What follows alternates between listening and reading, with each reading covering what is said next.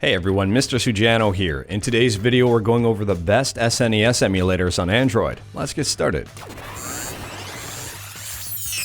Alright, to kick things off, if you search for SNES emulators on the Google Play Store, you'll get a ton of different results.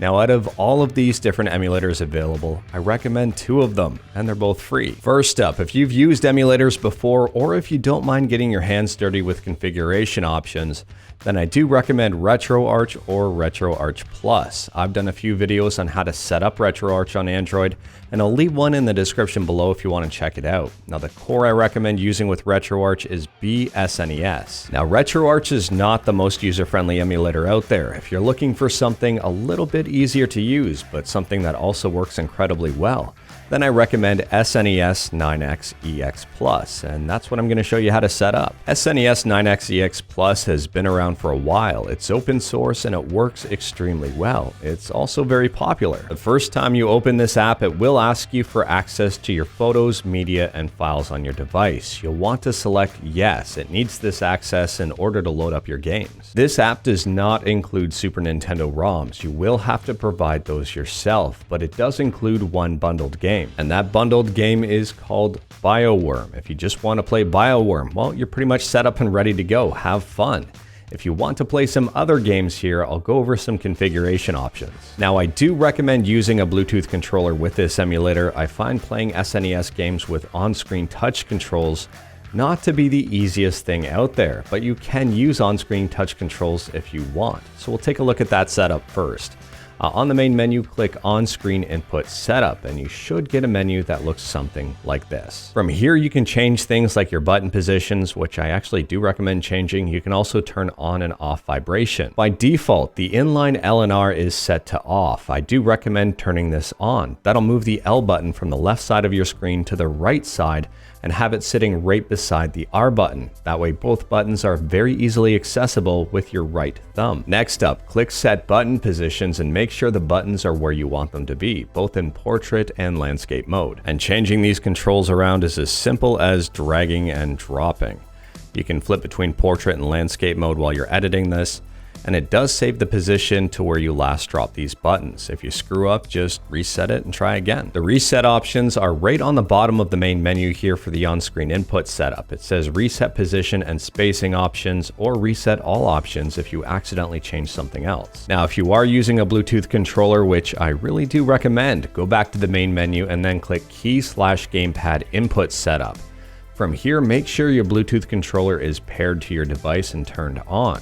Then click Auto Detect Device to set up. Press a button on your controller. Now, for the purposes of this video, I'm using an 8BitDo Pro 2. It's paired to my phone. The app can recognize it. You can see it right there on the top. I'm not going to change any of these options on the bottom. The first thing I'm going to click is Set Gamepad Keys. From here, make sure all of the keys are mapped exactly the way you want to. Once you've done that, go back and click Set In-Game Actions. And from here, just make sure everything is mapped the way you want as well. For example, saving and loading states is sometimes handy to assign to different buttons. And also the fast forward button I find is incredibly handy. Other than that, that's really about it for the controls. Now let's take a look at video and audio settings. So head back to the main menu here and select Options. From here we have Video, Audio, System, and GUI, or GUI. We'll select video first. From here, you really don't need to change anything if you don't want to. The default option should be absolutely fine for most people. Most devices should be able to run SNES games without any sort of issue. Now, if you do want to tinker with things here, you can change things. For example, the aspect ratio, if you wanted to change that up. You can zoom into your game if you want, or you can do something like changing the image effect. From here, you have 4 different options. Off, which I actually recommend leaving it on. You have HQ2X, and this kind of melts the pixels together a little bit. I don't really like this look. Some people do.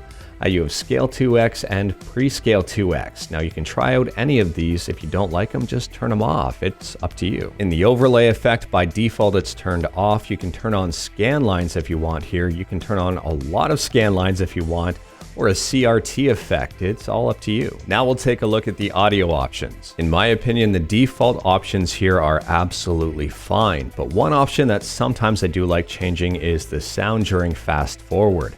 it can be a little bit grating on your ears.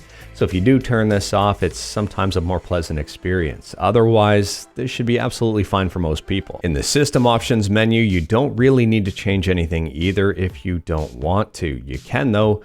You can tinker around with stuff like the fast forward speed, or if you don't like your game auto-saving every time you close it, you can take that off as well. For the GUI options, my advice here is pretty much the same as the other menus. You don't really need to change anything if you don't want.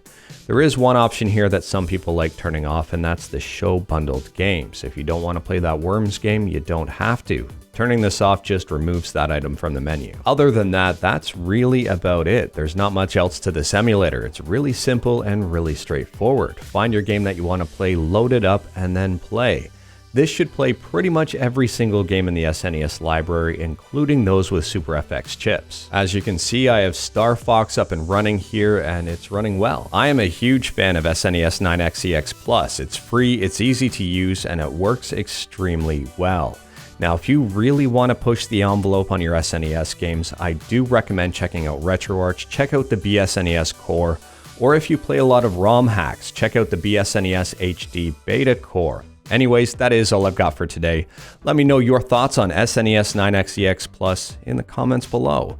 If you like this video, leave a like. If you didn't like this video, leave a like.